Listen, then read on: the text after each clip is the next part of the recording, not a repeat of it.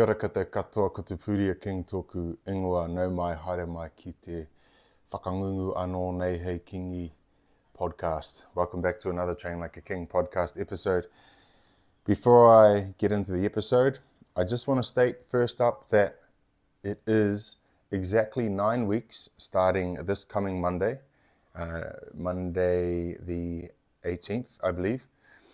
It's 9 weeks until our National Sprint Championships. So if you still don't have a plan for the sprints, maybe you haven't started training yet, you can practically get up off the couch, start an 8-week plan, and that's still a lot of time to prepare well for nationals. So head to trainlikeaking.com, check out the 8-week sprint plan, and get yourself sorted for nationals. In this podcast, it's been a while, been a minute. There's been a lot of races that have happened. I think one of the last episodes was we had Mitch and Pharrell on before the Molokai Hoe.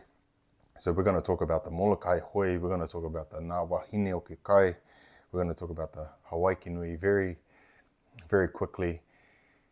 Eventually, I'd like to get some of these guys back on to talk about their races, more experience, get their deep dive, dive deep into their experience of those races, how it went for them, because there were some pretty amazing results.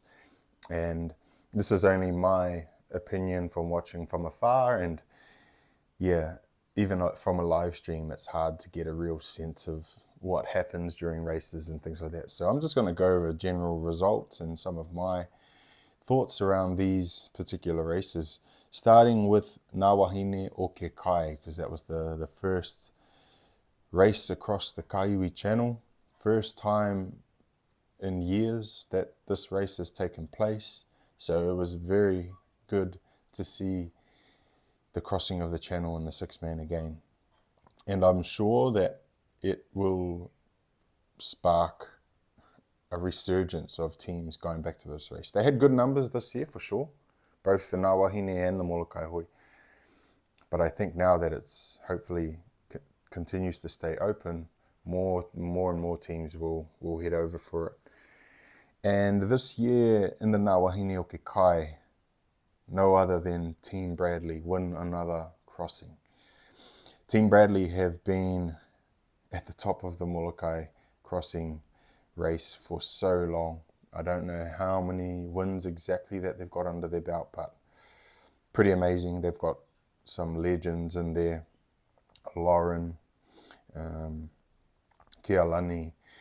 They've got, amazing paddlers in there, and I think just their consistency over the last 10 years plus has been amazing. Second, we have Kalahui Kai. Shout out to Kalahui Kai. They've been running a women's program, for an open premier women's program for the last few years, and that's pretty awesome to see. Not just the Tāne racing in the Kalahui Kai boats, but the women, and not just for the Wahine, but heading over for the Hawaiki Nui as well. Third place was Hawaiian Canoe Club, followed by Huinalu in fourth place for the Wahine. Team Bradley won that race in 5 hours, 44 minutes and 52 seconds. So congratulations, Team Bradley. Awesome effort, and I'm sure it's inspiring to see you all racing again. Hopefully we can get some team from Aotearoa over there, some wahine toa from here. Next up, we have the Moloka'i Hoe, and who other than Shalva'a to win yet another Molokai Hoe. I think it's 12 or so plus victories for Shalva'a, maybe more. I didn't really do my research, but it's a lot. And they were on fire. Even though they missed the start, like they were completely behind the pack when the green flag went up. They covered their ground pretty well and showed a pretty dominant performance. The depth of all of their paddlers, I think, is part of the key in their success in a race like that. Whereas potentially when there's no changeovers, that's where Shell potentially can be a little bit more exposed, because other teams may not have the depth, but they might have 6 or 9 really good paddlers. So Shalva'a, first place, Molokai Hoe. Wailea, second place, first Hawaiian. Kiaukaha, third place. So majority of this team is Hawaiian, led by Mario Mausio, but also have some Kiwis in there, Mitch and Farrell, who I spoke to in the podcast earlier. Amazing result from this team. I know Mario will be super stoked with this result. You know, I paddled a couple of years with under Mario through Huinaliu, Team Oceania, and I believe the best placing we got was a 4th. You know, so this 3rd place and standing on the podium next to Shell and Wailea is massive for them. So yeah, I'm sure they would have had a good party after this. Although Mitch tells me everyone flew back to Hilo. But yeah, congratulations to them. I mean, any podium at the Molokai is pretty special. So, and then we had Popora Te Hui Mamu, another Tahitian team, placed 4th. And the reason I'm going to talk about these a little bit later on, but it's pretty cool to see, because yeah, they're a really good team from Tahiti as well. So that's the Moloka'i Hoe. Now we're fast forwarding a few months, or a month and a bit, to the Hawaiki Nui 2024. And it's quite funny, it was just by chance that I went to find the official results, and I downloaded them, and I was writing them down: 1st place, 2nd place, 3rd place, 4th place, 5th place. And I didn't even realize that I was actually writing last year's results, 2023. And the reason I didn't notice straight away is because the top 5 is exactly the same. Maybe more, I could be wrong. But the top 5 is the same as last year, barring one change. So in 2023, 1st place OPT, 2nd place E Tahiti, Shell, Huahine, Popora Te Hui Mamu, and Hinaroria. This year, OPT, E Tahiti, Shell, Huahine, Hinaroria, and Popora Te Hui Mamu. So just Hinaroria and Popora Te Hui Mamu changed 5th and 6th this year compared to last year, which is pretty amazing to see these teams consistently be in the top 5 2 years in a row. The most amazing thing about this Hawaiki Nui to me is the fact that OPT backed up a win. They were pretty quiet in their preparation, I'd say. Like they didn't put their neck out and come to the the Molokai Hoe. They did Catalina, and remember when we did the podcast on Catalina, I said like Shell won, but for teams to be so close to them at the end, that's a scary thing, that close to Hawaiki Nui, because those teams know, oh, we've got Shell, or we're right there, we can get them. So for OPT to back it up was pretty amazing. Last year, their overall time over the 3 days was 9 hours, 39 minutes, and 44 seconds. This year was 9 hours, 27 minutes, and 25 seconds. So that's approximately 12 minutes that they've cut off their overall time. So it's pretty impressive, and also impressive from the other teams, E Tahiti and Huahine, to all take down Shell on that last day. You know, it's like I said, it comes down to the systems. And it doesn't mean that OPT don't have an amazing system and facilities and resources. They do. It doesn't mean that E Tahiti don't. But I'm probably most impressed with a team like Huahine, who doesn't have a significant name, organization behind them, you know, possibly funding behind them. They're just the island in Huahine. They're not the most well-known paddlers in there, just a couple of experienced ones, Kevin and the likes.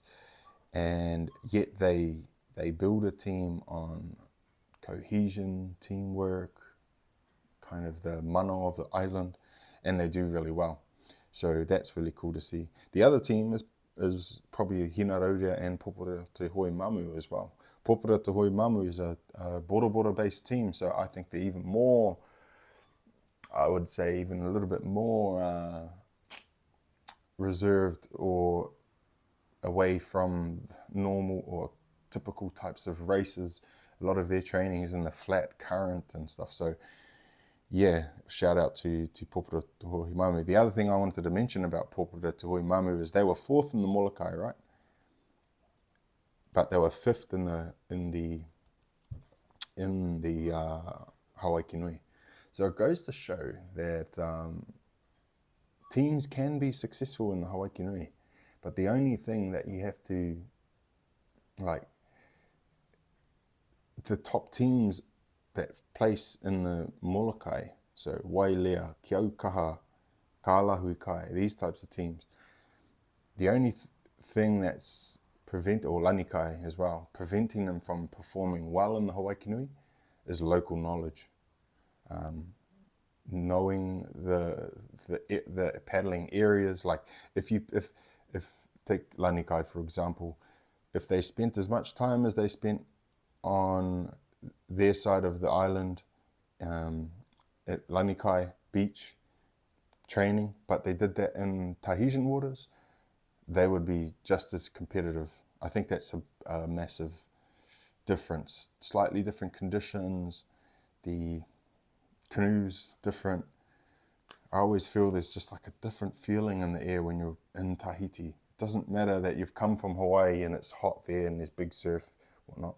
You get to Tahiti and there's just a sense of like competition that is unmatched. So in the words of Lewis Loughlin, when he was coaching us one time for a race in Tahiti, he said, in order for you to race well, you have to make it your home. You have to make that place that where you are feel like a home.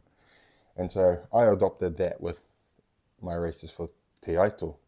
You know, you have to get so comfortable that you're just confident and competent to just race your race. So yeah, that was three main races, Molokai, Wahine and Hawaiki Nui, that produced some amazing results.